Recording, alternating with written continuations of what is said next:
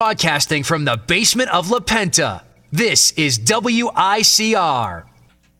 Hello, Iona College. You know what time it is. It is Tuesday at 12 o'clock. It's time for Lights Out Sports. I'm your host with the most, Robert Boncardo, here with my co-host, Terrence Taylor.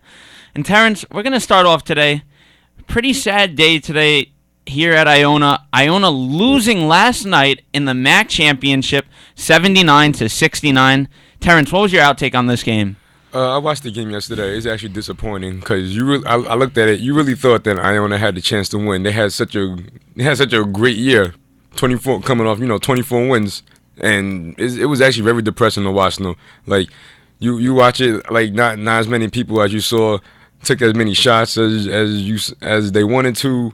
AJ English and Isaiah 10, 11 points, and you really just question like what happened during that game because you really want to see more out of Iona. Yeah, and especially after their hot weekend, where they set the record for the MAAC with 3-pointers the other night. Isaiah Williams shooting 9 for 15 from the 3-point line with 27 points versus Monmouth. And, we look at this game, we have to give credit to Steve Masiello and the Jaspers. Really an underdog this whole season, really struggled early out in the stretch, had a really tough schedule, and just going down the stretch late, really played hot. They lost to Iona twice in the regular season, but his players found a way to change the game. We look at their first two meetings between Iona versus Manhattan. AJ English and Cedric Cashmere, Friday, February 13th of 2015. AJ scored 22 points, Cedric with 22 points. Then their last home meeting at Iona College, AJ scores 26, Cedric finishes with 15. AJ averaged 24 points in those two games. Cedric with 18.5 points for those two games. And Masiello really shut them down. He let David Lowry play his game, perform his game, and shut the two guards down. And that was the huge difference going down the stretch. Yeah, you're right, though. No, you're right, though. I'm just saying, like you really got to give it to them for, playing such great defense that game, too. And learn, knowing how to shut the guards down and everything. Making them taking contested shots, making them shoot more from the outside. So that was actually great though. But you got to give up to the Jaspers for that great defense. And one player we have to talk about for the Jaspers, Terrence, Donovan Cates yesterday. Was that number 55 yesterday? No, 33. The guard. 33. There we go. He came out of nowhere. He was one of those players that really came out of nowhere too. I was like, who is this guy? When I was sitting down watching the game, I'm like, who is this guy right now? That came out of nowhere. We look at his regular season stats. Guy really struggled beyond the arc shooting three-pointers. There's games where he shot 0 for 3, maybe 2 for 3 his highest. Yesterday, lighting up 4 for 6, 12 points on the 3. That's a huge difference. He was left wide open at times. And, you say, yeah, he's left wide open because he really doesn't hit the shot. But he really stepped up and made the baskets that really counted in that game. One player I really want to talk about, though, going into this Iona game, we go down at 62-60 in the second half. Kelvin Amayo goes for that one-handed slam. That would have been ESPN top 10 if he would have got the slam. That would have changed the momentum actually if he actually got that dunk down because the whole momentum would have shifted towards Iona if he actually would have got it. Who knows what the outcome of the game could have been because how the momentum of the game would have shifted towards Iona. Yeah, when you look at that dunk, though, do you feel he should have done a two-handed dunk, or do you just feel in that moment it was more he could only stick with the one hand? Because I felt he got too fancy with it because that dunk, the ball popped right out, and there was Manhattan just bringing the ball right down court, scores at 64-60, and I feel that was the game changer, really changed it. But the thing, but he can make dunks like that though. It's not that he can't because you see it, and he could finish it too. He makes dunks like that, so I don't question why he should have did a two-handed dunk instead of a one-handed dunk because you see him make dunks like that all the time. So I really didn't question it because you thought it was going in. So I didn't see nothing wrong with the dunk. It just didn't go in. Mm-hmm. And my other thing with you, Terrence, with this game, AJ English, this weekend really played hot versus Siena Monmouth with the NBA scouts there, scoring over 20 points a game in those games, really stepping up, showing us what he truly is at point guard. He looks like he's NBA ready.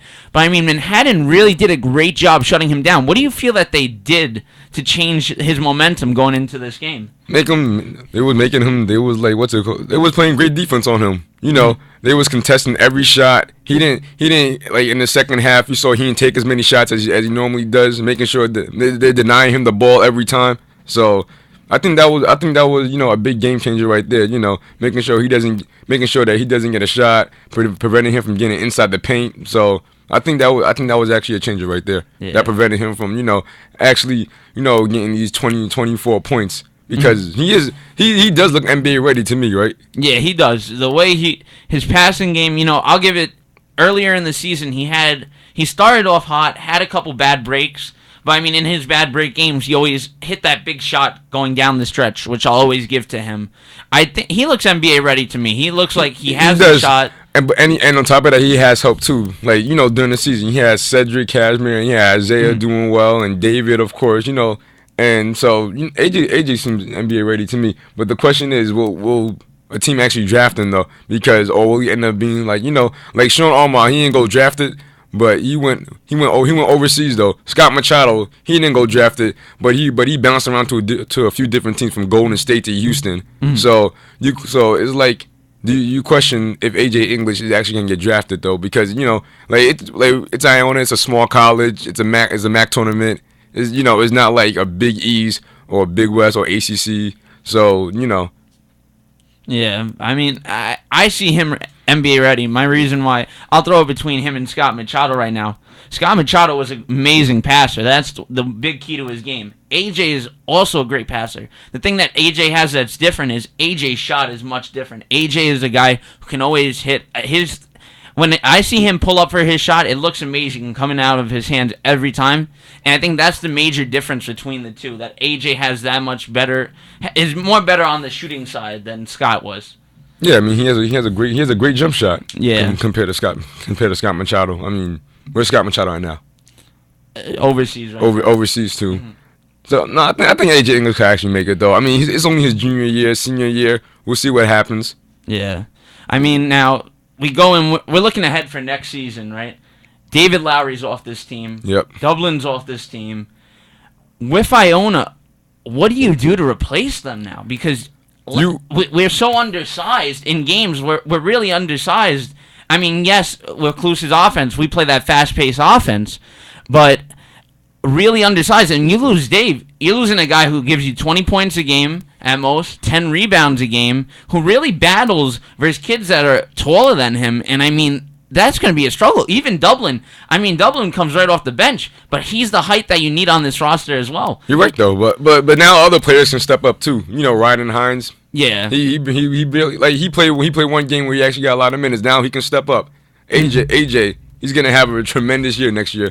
You can say that for sure though. You already know that. Isaiah too, but Ryan Hines now. He's coming off the bench, and now he'll progress to that starting spot. So I think he won't get as many points or put up as many rebounds as David Lowry, but still he's a big game changer though, and I think he'll actually have like a great effect on the team next year. Yeah, and I mean going into the season now too, going into next season we're not done yet. We still have the NIT tournament. But with Coach Klaus, with his offense, do you think it's time where he has to start looking, we need to get bench players to fulfill the roles? Because right now, we look at it, Manhattan uses about 9 guys in their rotation, and their starters aren't playing 35 minutes. Their starters were averaging in the MAAC tournament 29 minutes a game. You're right. And I mean, do you think that's what Coach Klus has to do? Because he does an 8-man rotation, but the guys who come off the bench, it's like they played 3 minutes, 2 minutes, and all his starters are going hard 38 minutes, 37 minutes. You're definitely right, though. They definitely do need a bench because it's almost like the NBA. You can't have your star player playing 35 to 38 minutes. Like that's going to have a big toll on them. Mm-hmm. And like if you have your bench come in and put up some points for you, your star player is not going to be as tired, and it prevents less injuries. What I'm trying to say. But yeah, you're definitely right, though. We do need a better bench. Yeah, now we go into this season, we're looking ahead. We have the NIT tournament. We'll see. Last year, getting knocked out in the first round, losing 89-88 to Louisiana Tech. I mean, going in this season, Iona's going to play their hearts out. I have that firm belief. But looking at Manhattan College now, back-to-back NCAA tournament appearances. Mm-hmm. Yep. this team, I'm actually like a lot of people are counting them out. I'll count them out. Who will they face in March Madness though? I just want to say hello. Hello to you too, Omar. I'm gonna count them out. I'm counting them out too. They played an ugly game last night. The fact that Iona couldn't just score in the final couple of minutes, they missed so many free throws, Manhattan. Manhattan almost gave them the opportunity. Yeah, Iona was struggling, but Iona could have caught back in that game really easily. Yeah, we talked about how if Calvin would have made that dunk and everything, the whole momentum would have shifted Yeah, that's towards what the Iona. commentators were saying. Yeah. I don't believe that. I mean, yeah, I think that could have happened, though. That does affect everything. I mean, but the fact is, Iona, they just couldn't hit their threes. They live and die by the three, and we saw that. Exactly. Yeah, we talked about that already. How Manhattan Jazz was playing great defense. They was making Iona take contested shots, preventing them from taking as many shots from the 3-point line too. I also think that AJ might have struggled in the first half, but in the final couple minutes of the game, he's the closer. AJ delivered in both of those games when they beat Manhattan, and one of the games me and Rob covered at Manhattan, he had a slow start in that game too. But he answered back when it meant most, and in the final minutes of those games, in the last game, AJ was nowhere to be found. I didn't even see him shoot. He shot the ball once, and it was like an NBA range three. But the ball should have been more in his hands, I felt, in the final minutes of the game, because he's been there all year long, him and Lowry, to close the game on it. And it was in other people's hands when it should have been, arguably, the best player in the team's hands. That's why I give it to Manhattan for playing that great defense. Denying the ball every time. I give it up to Manhattan for that, though, definitely. Manhattan does that every time they play Iona. Iona averages 80 points a game, 7th in the country, and they always hover around 70 when they play Manhattan. And, I mean, that speaks loudly that you have a good defense and you win through defensive play, because Manhattan doesn't want to score. And then, who was the other guy who stepped up, shot 20% from the 3 all year, but yesterday he hit 4 for 6 from Manhattan? Case. Yeah, Yates. He had no arc in his shot, but it was like a line drive dagger. But yeah, that guy stepped up big, and Iona read the scouting report, as the commentator was saying. I mean, it's true. You're not going to close out a 20% 3-point shooter. That's like if Josh Smith was to shoot threes, you're going to let Josh Smith shoot the three. You're not going to close out, you know what I mean? Mm-hmm. He just had a good game. I mean, everything flowed well for them. Mm-hmm. I mean, going down the stretch, though, you guys are against with Manhattan in the NCAA tournament. Definitely. You guys say they're not going to go far. It depends who they fit. I mean, they're not as good as last year's team. I'll give you that. I'll obviously stick with that. They're not as good as that. Obviously. But Masiello plays the Louisville offense and defense, and a lot of teams have not seen that because the MAAC is such a small conference. We don't play those big-name teams like Duke and North Carolina. This is now where you see it, and I think it could work out. They could push another team to the limit. We saw what they did to Louisville last year. Louisville is lucky that they even advanced versus Manhattan I think College. this year it's going to be a whole different situation, because last year Manhattan got in with a higher seed. They were around like a 12 or 11. They had a really poor. They were just right over 500, and yes, they won the MAAC tournament. But they're not going to get a seed like that. They're probably going to get like a 14 or 15. They're going to open up against a Duke again? Like a 2 or 3 seed. I mean, it's going to be a hard. Exactly. That's why it's going to be a hard road for Manhattan. Which is why I'm counting Manhattan out. And Manhattan just doesn't have enough firepower. I mean, they scored 79 because Iona's more of an offensive team. They don't rely on their defensive, tactics to win games. Mm-hmm. I mean, Manhattan's going to need to score if they're going to play like a Duke or North Carolina. Hey, you never know though. It's the NCAA tournament. Anything happens. We've seen 15 seeds knock out the number 2. We've seen 3 seeds get knocked out by the number 14. We've seen Duke go down in the second round. We've seen Florida Gulf Coast make a run before. Who ever heard of Florida Gulf Coast before? We've seen VCU, Butler. I tell you right now, Wofford, that school, its name's Wofford. All right, they're gonna come prepared. They can shoot. Yeah, watch out for Wofford. I'm telling you, watch out for them.